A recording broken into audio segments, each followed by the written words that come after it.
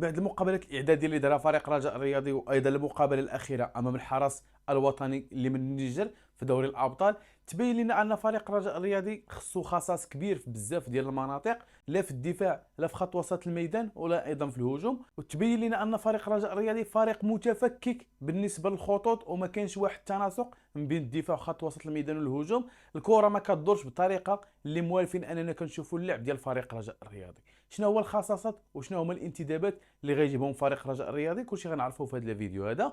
بالنسبه للخصائص ديال فريق الرجاء الرياضي، ضروري من اللاعب اللي يكون كيلعب محور الدفاع اللي يلعب مع خفيف، لان هذا المركز هذا عندنا خصائص كبير في فريق الرجاء الرياضي. كنا كنتسناو بزاف ديال الاسماء باش انهم يجيو يعزوا هذا المنصب هذا. قبل كانوا بزاف ديال الاسماء اللي رائعه في العهده ديال السي محمد بودريقه اللي كنا نتسناوها انها تسي مع فريق الرجاء الرياضي، اللي منها بانون اللاعب السابق ديال فريق الرجاء الرياضي. لكن بعد المشاكل اللي وقع عليها السي بودريقه نسينا هذا المركز هذا، كاننا ما خصناش لاعب في هذا المركز. بالنسبه لخط وسط الميدان، بالنسبه للاعب ارتكاز، البارح واحد الاداء اللي كارثي من الانتداب الجديد او لا من الصفقه اللي تم تجديدها مع اللاعب هيرفي. راه هذا اللاعب هذا ما يستحق حتى انه يلعب في دوري ديال رمضان، حتى كاننا نشوفوا حامل قميص ديال الفريق اللي عارق في المغرب كفريق الرجاء الرياضي وكيلعب معاه دوري الابطال. لاعب اللي هاوي، لاعب غير منضبط تكتيكيا، فنيا ضعيف بزاف، ما يمكنش انه يقدم الفريق الرجاء الرياضي الا كوارث في التغطيه الدفاعيه وايضا في بناء الهجمه. بالنسبه للهجوم، ضروري من اللاعب اللي كيلعب راس حربه. البارح فريق الرجاء الرياضي تبين لنا ان هناك خصاص كبير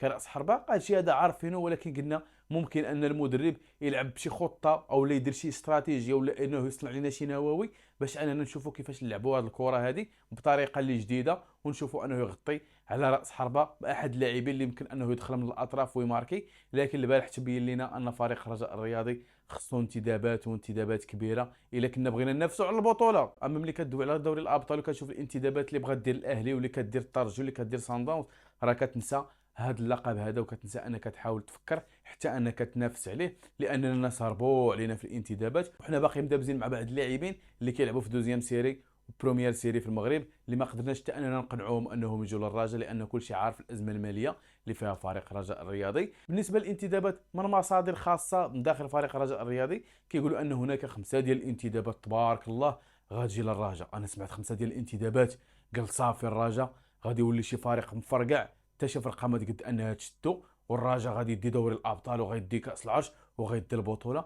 ملي جيت سيدي نسمع الاسماء ديال الانتدابات اللي ناوي السهاله انه يجيبهم، لاعبين اللي ما يمكنش يقدموا الفريق الرجاء الرياضي شيئا تماما، لاعبين اللي عاديين، لاعبين اللي كيلعبوا في فرق في البطوله الوطنيه، وبعض الاجانب اللي كيلعبوا في فرق عاديه. فقط بغى يجيبهم باش انه يتسمى دار انتدابات ودار الدور اللي عليه. اما الباقي ويغرق عاوتاني الفريق ويلعب موسم ولا موسمين ولا نصف موسم لاحد هاد اللاعبين هذا، وتبي تفسخ معاه ويديك للفيفا وانك تعوضه وانك تدخل في ليتيج العام الجاي، وغنبقاو ندوزو في نفس الدوامه اللي دزنا فيها في السنوات الفارطه. لاعب اللي يجي يدوز موسم ولا موسمين وانك تفسخ معاه ويبقى يتسالك مليار ولا 800 مليون ولا 600 مليون، ويمشي يدعيك للفيفا وانك تخلصها ليه وتغرق فريق الرجاء الرياضي. نفس الدوامه ديال التمصير، نفس القالب اللي كيطلع مع فريق الرجاء الرياضي غيبقى يطلع معاه عاوتاني بهاد الانتدابات اللي ناوي الاستهاله انه يجيبهم لينا. فريق الرجاء الرياضي راه فريق كبير يستحق مسؤولين اللي كبار اللي يجيبوا لنا لاعبين اللي كبار، لاعبين اللي في مستوى كبير، انتدابات اللي تكون قد الفريق وقد التاريخ ديالو قد الجماهير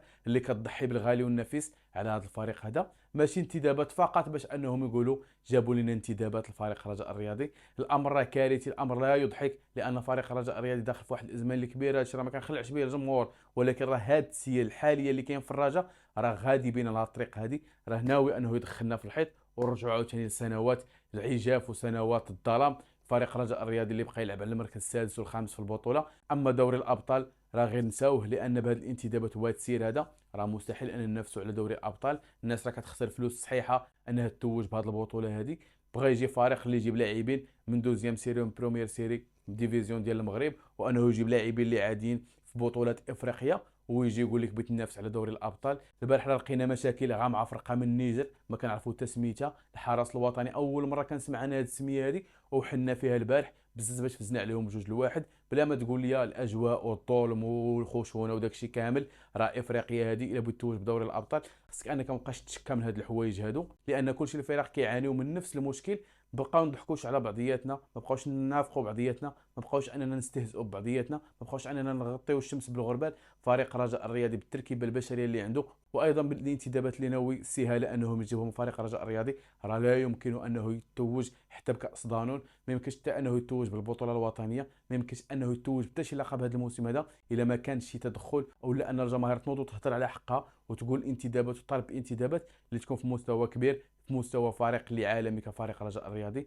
الفريق الاخضر راه في حاله يرثى لها بمسؤولين يرثى لهم اللي ما قادرينش انهم يسيروا فريق اللي كبير عليهم بزاف بتاريخه بالقابه وبجمهوره. نتمنوا ان شاء الله خير، نتمنوا ان الاخبار اللي جايانا من المانيا انها تكون صحيحه. سي محمد بودريقه اللي قالوا ممكن انه يخرج في الايام القليله وهو كان السبب باش انه تاجل الجمع العام الاستثنائي، نتمنوا هذه الاخبار انها تكون صحيحه ونشوفوا السي محمد بودريقه يرجع للمنصب ديالو، لانه الرئيس المناسب في المكان المناسب وفي التوقيت المناسب وفي الزمان المناسب اللي ممكن انه يخرج فريق الرجاء الرياضي من ازمه كبيره بحال هذه. نتمنوا خير ان شاء الله، نتسناو هاد اليومين الجايين نشوفوا اخر الاخبار ديال سي محمد بودريقه، عاد ديك الساعه نشوفوا الجمع العام والاخبار ديالو. تلاقاو في فيديو جديد في اخبار جديده، وتهلاو وديما راجع.